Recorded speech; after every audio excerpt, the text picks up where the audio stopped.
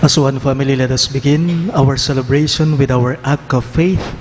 In the name of the Father, and of the Son, and of the Holy Spirit. Amen. The grace of our Lord Jesus Christ, and the love of God, and the communion of the Holy Spirit be with you all. And with your spirit. My dear friends, coming together as God's family, with confidence let us ask the Father's forgiveness, for He is full of gentleness and compassion.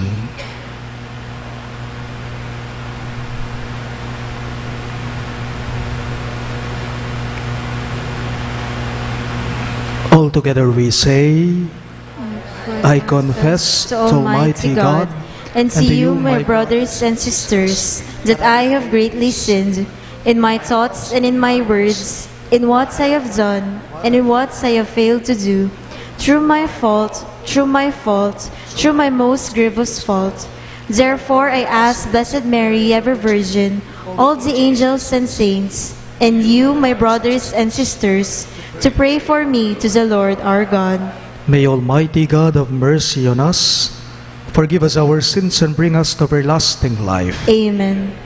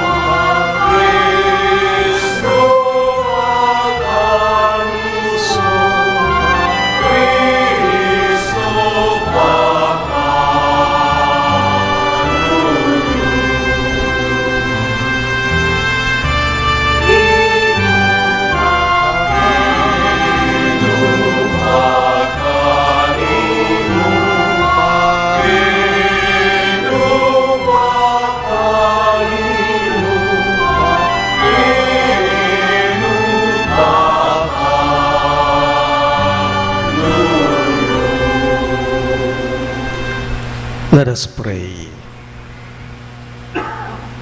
O God, who by the nativity of your only begotten Son wondrously began for your people the work of redemption, grant, we pray, to your servants such firmness of faith that by his guidance they may attain the glorious prize you have promised. Through our Lord Jesus Christ, your Son, who lives and reigns with you in the unity of the Holy Spirit, one God, forever and ever. Amen.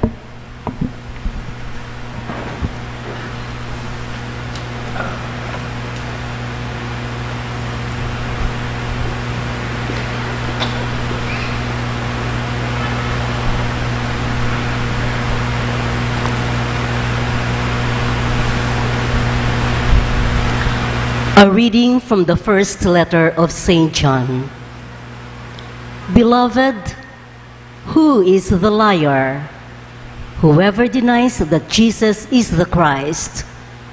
Whoever denies the Father and the Son, this is the Antichrist. Anyone who denies the Son does not have the Father, but whoever confesses the Son has the Father as well. Let what you heard from the beginning remain in you. If what you heard from the beginning remains in you, then you will remain in the Son and in the Father. And this is the promise that He made us, eternal life. I write you these things about those who would deceive you. As for you, the anointing that you received from Him remains in you, so that you do not need anyone to teach you. But His anointing teaches you about everything, and is true and not false. Just as it taught you, remain in Him. And now, children, remain in him, so that when he appears, we may have confidence and not be put to shame by him at his coming. The word of the Lord. Thanks be to God.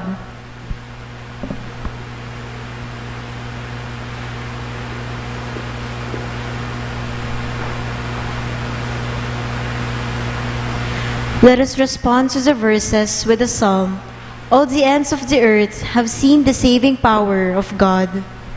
All the ends of the earth have seen the saving power of God. Sing to the Lord a new song, for he has done wondrous deeds. His right hand has won victory for him, his holy arm. All the ends of the earth have seen the saving power of God. The Lord has made his salvation known. In the sight of the nations, he has revealed his justice. He has remembered his kindness and his faithfulness toward the house of Israel.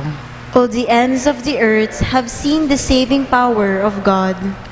All the ends of the earth have seen the salvation by our God. Sing joyfully to the Lord, all you lands. Break into song, sing praise. All the ends of the earth have seen the saving power of God. We all rise to honor the Holy Gospel.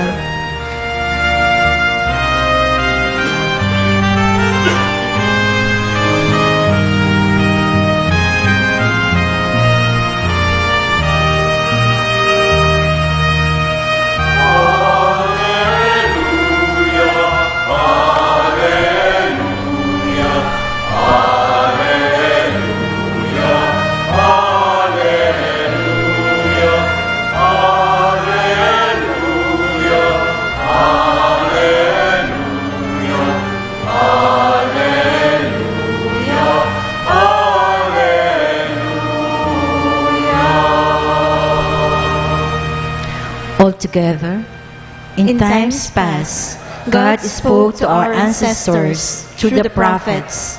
In these last days, he has spoken to us through his Son.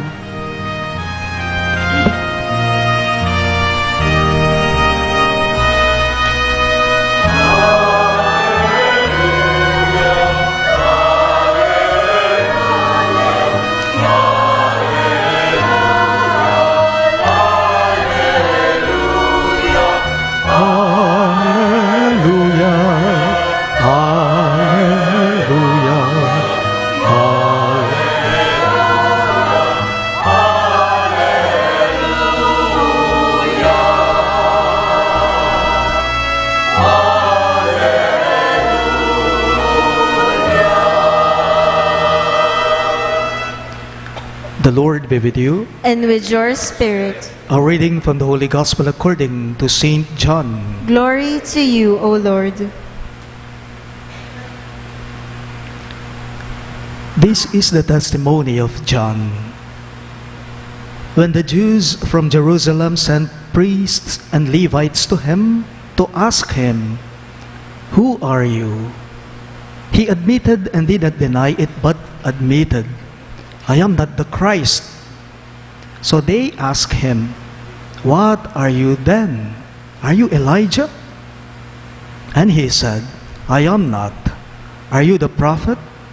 He answered, "No." So they said to him, "Who are you?" So we can give an answer to those who sent us. "What do you have to say for yourself?"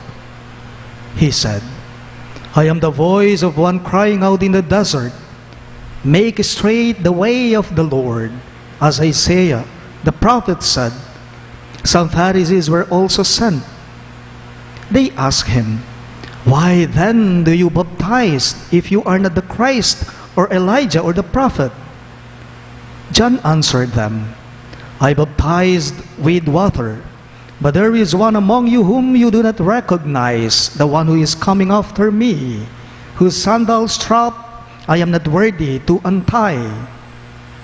This happened in Bethany across Jordan, where John was baptizing. My dear friends, the good news of our salvation. Praise to you, Lord Jesus Christ.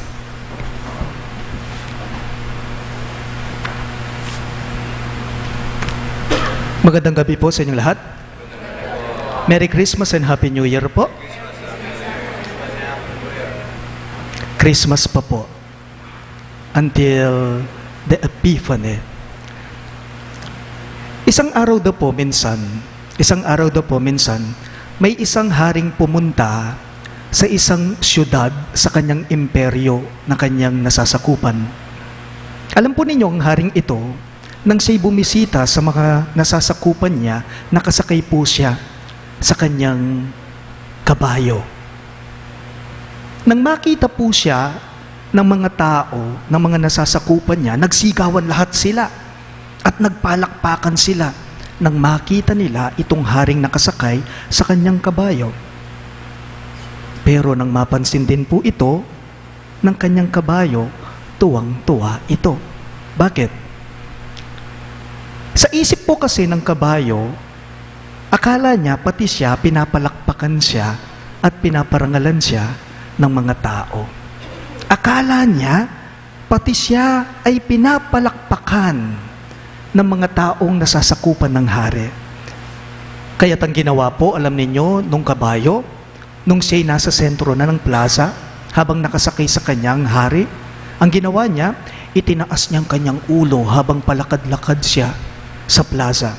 At hinding-hindi makakalimutan ng kabayong ito ang sarap sa pakiramdam ng pinapalakpakan at pinaparangalan. Alam po ninyo, minsan, itong kabayo, naiwan po nung nag-aalaga sa kanya na nakabukas yung kwadra niya. So, nakatakas siya. Alam ninyong ginawa niya? Pumunta po siya sa plaza, sa syudad. Kasi nakatakas siya. Pumunta siya doon. Ano sa palagay niyong hinihintay niya? Hinihintay niyang papalakpakan din siya, pararangalan din siya ng mga taong makakapansin, makakakita sa kanya. Kasi yun yung nasa isip niya nung nakasakay sa kanya yung hari. Pati siya, pinapalakpakan siya, pati siya, pinararangalan siya.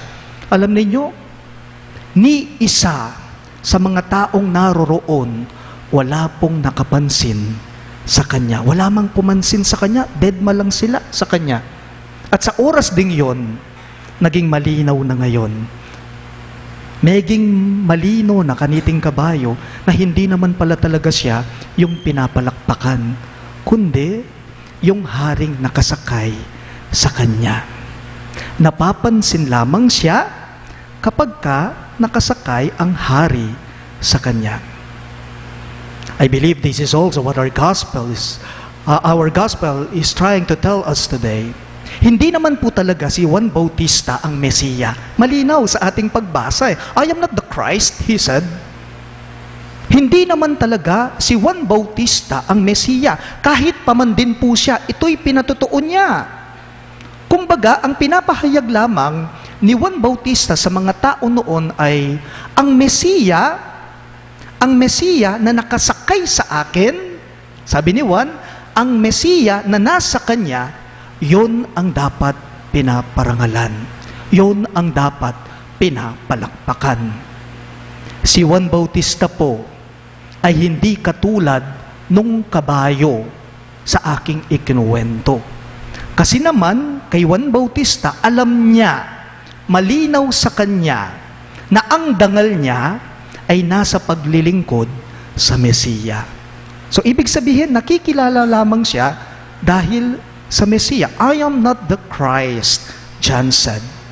Ano pong ipinapaabot nito sa ating lahat ngayon? Simple lang. Ang punto, sana po naisin ng bawat isa sa atin, sana po isabuhay ng bawat Kristiyano, ng bawat Katoliko, na si Jesus sana ang nakikita at nakikilala sa iyo at hindi mismo ang sarili mo. As John the Baptist said, The Lord must increase, and I must decrease. He must increase, I must decrease. John said that. John the Baptist knew his identity by showing his humility. John did not call himself as the Messiah, but a simple messenger who prepares the way of the Lord.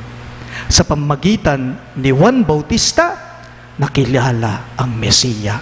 Sa pamamagitan ni Juan Bautista, itinaas niya ang Mesiya. Baloyo po, masakit pinaman po, tanging sarili tana, yang tatasta mo. Medyo komplikado pinaman po, tang yuyuna mo ne, ing sarili mo. Ing sisikasuan mo na ing sarili mo. Bago ka, siya muna. Alam po ninyo, nabibilib po ako sa mga taong tumutulong sa simbahan. Halimbawa, may ibibigay na tulong, donasyon sa simbahan, tapos ayaw nilang pinapa-acknowledge o sinasabi o binabanggit mo yung pangalan nila. Father, wag na po ninyong banggitin na ako yung tumulong. Please lang po. Kung binanggit ninyo, anonymous na lang po. O retaring tutune sa sawop. Okay? Binababa nila ang sarili na. Lileled. Gusto nila, wala sila sa limelight. Gusto nila, sa tabi lang sila. Wapi naman po. Alang kwenta ing pagpotang pegparangalan me ing sarili mo. At higit ang grasyang mapapasa atin, sa mga taong hindi mahilig magpapansin. Mas dakalingkalam ami pagkalubke ka nung balomeng ilele ing sarili mo. Remember, He must increase, you must decrease. Siya muna bago ka. Si Jesus muna. Pag itinaas mo siya, pag ipinakilala mo siya, bubuhos ang biyaya sa buhay mo. Please all rise.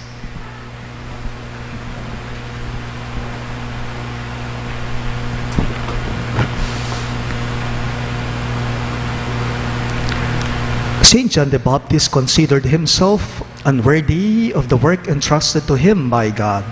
Nevertheless, he fulfilled his mission in the spirit of service and humility.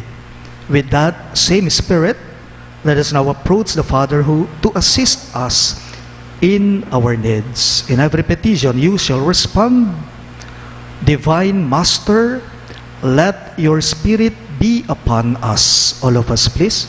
Divine Master, let your Spirit be upon us. That the servants of the Church may carry their tasks with humility and generosity, let us pray to the Lord. Divine Master, let your Spirit be upon us.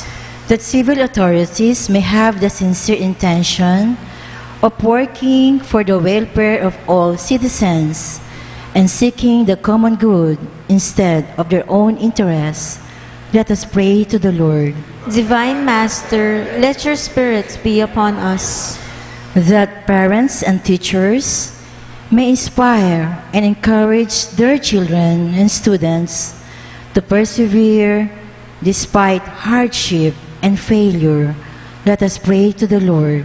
Divine Master, let your Spirit be upon us. That the sick may feel secure by our love and care, let us pray to the Lord. Divine Master, let your Spirit be upon us.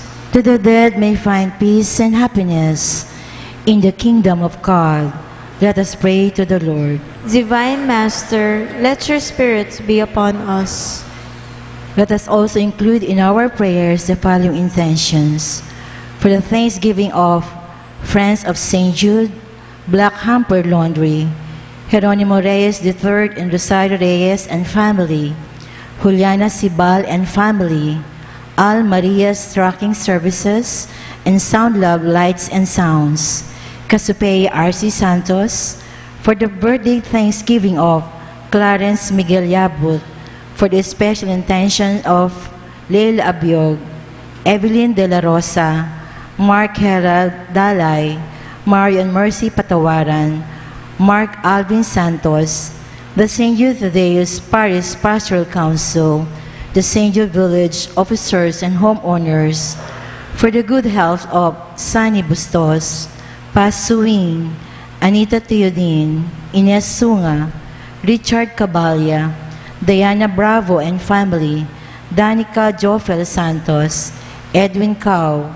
Ali and Felisa Chatui and family, Kimberly Quizon, Dorotea Sibal, and all our sick relatives and friends.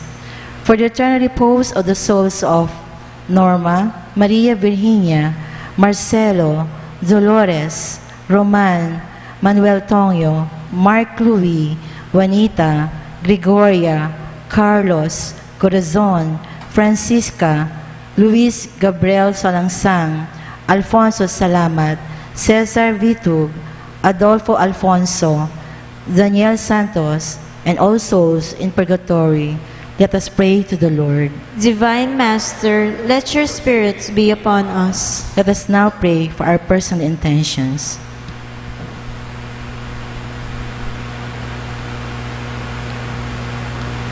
O God our Father, through St. John the Baptist, you teach us to become humble servants. Grant that we may follow his example and come to share your life in the kingdom where you are Lord forever and ever. Amen.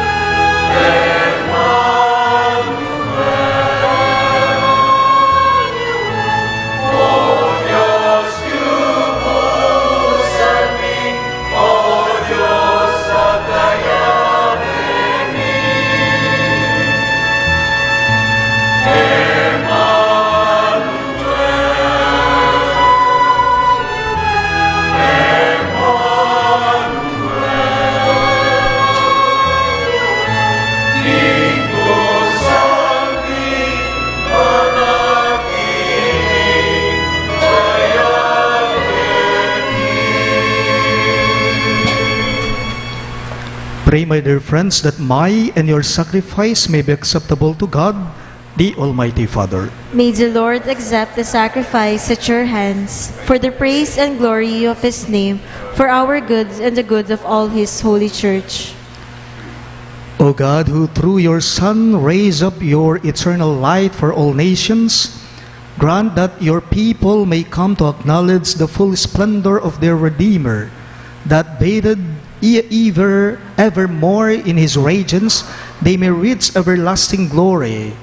Through through our Lord Jesus Christ, your Son, who lives and reigns with you in the unity of the Holy Spirit, one God forever and ever. Amen. The Lord be with you. And with your spirit, Lift up your hearts. we lift them up to the Lord. Let us give thanks to the Lord our God. It is right and just. It is truly right and just, our duty and our salvation, always and everywhere to give you thanks, Lord, Holy Father, Almighty and Eternal God, through Christ our Lord. For on the feast of this all-filled mystery, though invisible in His own divine nature, He has appeared visibly in ours. And begotten before all ages, He has begun to exist in time, so that raising up in Himself all that was cast down, He might restore unity to all creation, and call straying humanity back to the heavenly kingdom. And so, with all the angels, we praise you, as in joyful celebration we all acclaim.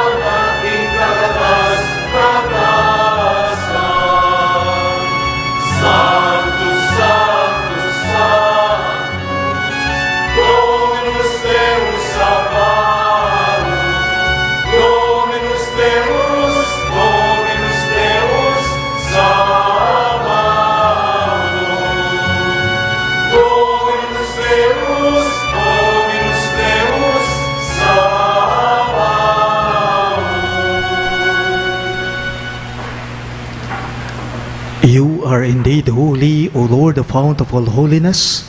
Make holy, therefore, these gifts, we pray, by sending down your Spirit upon them like the dewfall, so that they may become for us the body and blood of our Lord Jesus Christ. At the time He was betrayed and entered willingly into His passion, He took bread, and giving thanks, broke it and gave it to His disciples, saying, "Take this, all of you, and eat of it. For this is my body, which will be given up for you."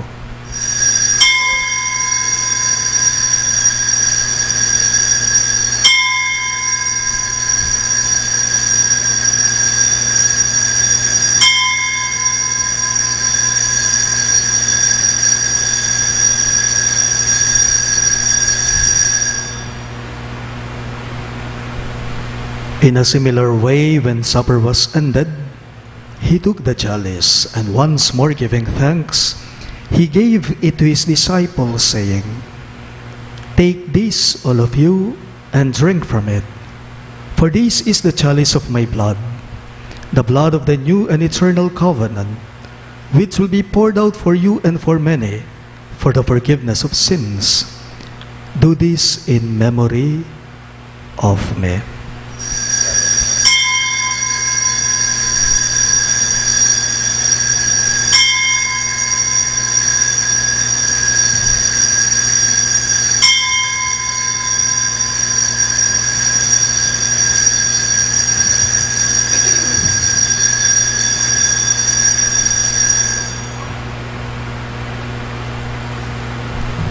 The mystery of faith.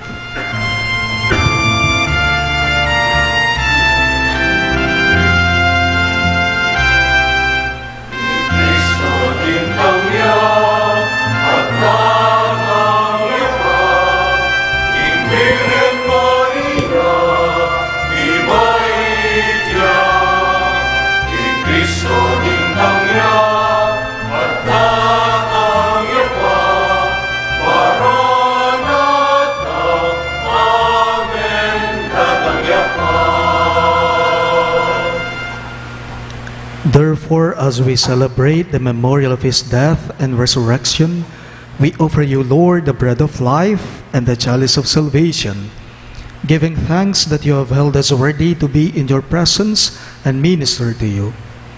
Humbly we pray that partaking of the body and blood of Christ, we may be gathered into one by the Holy Spirit. Remember, Lord, your church spread throughout the world, and bring her to the fullness of charity. Together with Francis, our Pope, Florentino, our Bishop, Pasiano, our Bishop Emeritus, and all the clergy. Remember your servants, Norma and Leonel, whom you have called from this world to yourself. Grant that they were united with your Son in a death like his, may also be one with him in his resurrection. Remember also our brothers and sisters who have fallen asleep in the hope of the resurrection, and all who have died in your mercy. Welcome them into the light of your face. Have mercy on us all, we pray, that with the Blessed Virgin Mary, Mother of God, with Saint Joseph, her most chaste spouse, with the blessed apostles, Saint Jude, Thaddeus, our patron saint, and all the saints who have pleased you throughout the ages, we may merit to be co-heirs to eternal life, and may praise and glorify you through your Son, Jesus Christ.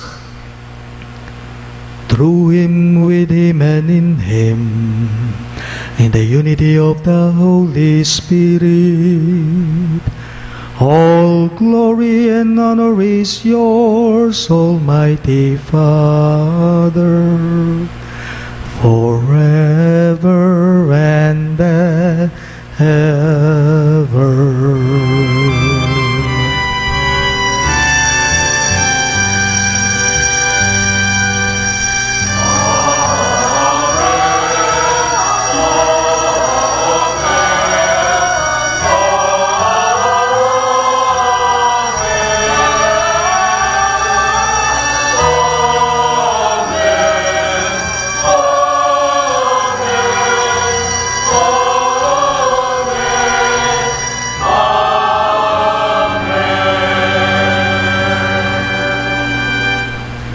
We now pray for the coming of the kingdom as Jesus taught us.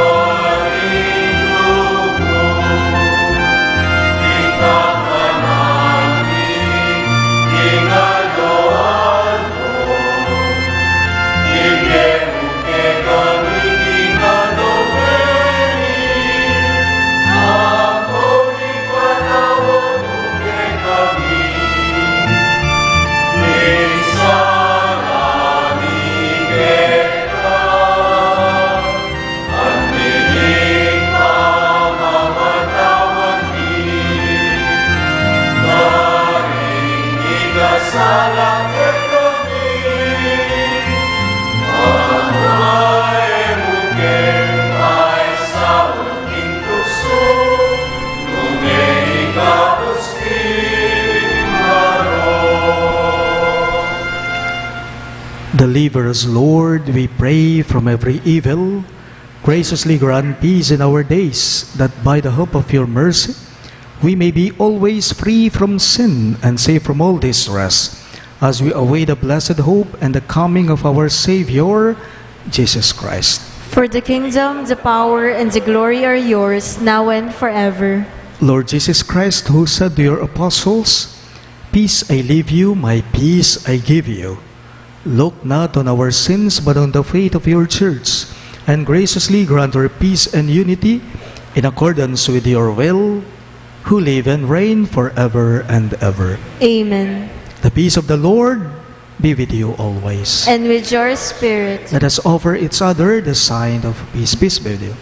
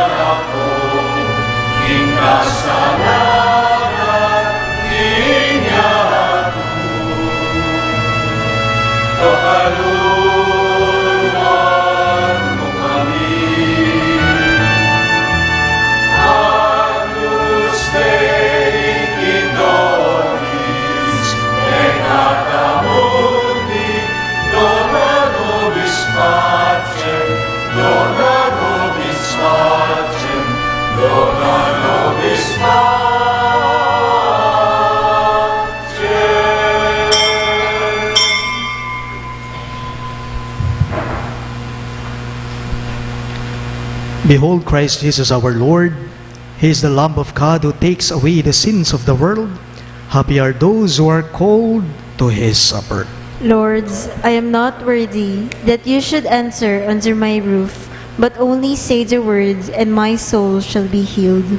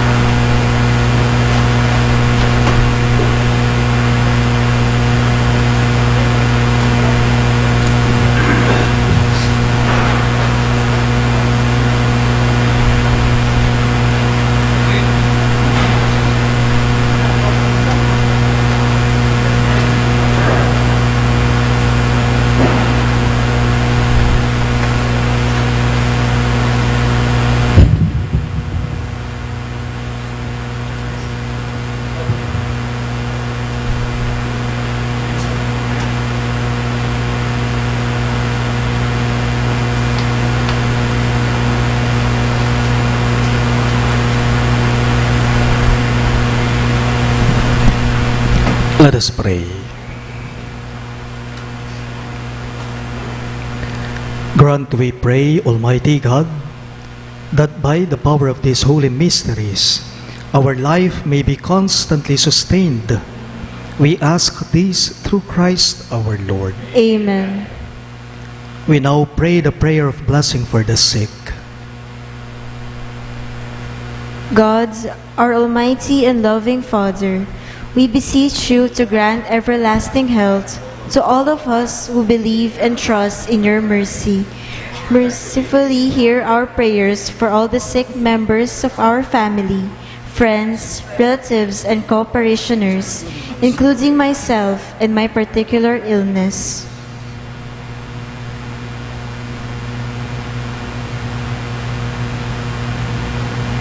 And we implore you to restore our bodily and spiritual health so we may give thanks to you in your church. Through the merits and prayers of Saint Jude Thaddeus, may those who suffer physical, spiritual, and mental illness recover with your grace. May your holy apostle be at their side to assist them in being close to you in their sufferings and pain. Amen. Saint Jude Thaddeus, pray for us. Our Father in heaven, holy be your name, your kingdom come. Your will be done on earth as it is in heaven. Give us this day our daily bread, and forgive us our trespasses, as we forgive those who trespass against us. And lead us not into temptation, but deliver us from evil. Amen. Hail Mary, full of grace, the Lord is with thee. You are blessed among women, and blessed is the fruit of your womb, Jesus. Holy Mary, Mother of God, pray for us sinners, now and at the hour of our death. Amen. Glory be to the Father, and to the Son, and to the Holy Spirit. As it was in the beginning, is now, and ever shall be, world without end. Amen. The Lord be with you. And with your spirit. Bow your heads and pray for God's blessing.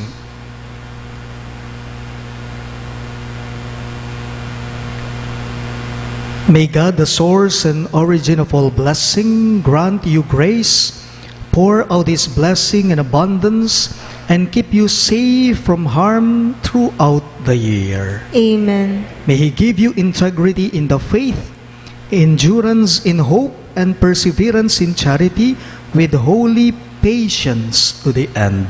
Amen. May He order your days and your deeds in His peace, grant your prayers in these and in every place, and lead you happily to eternal life. Amen.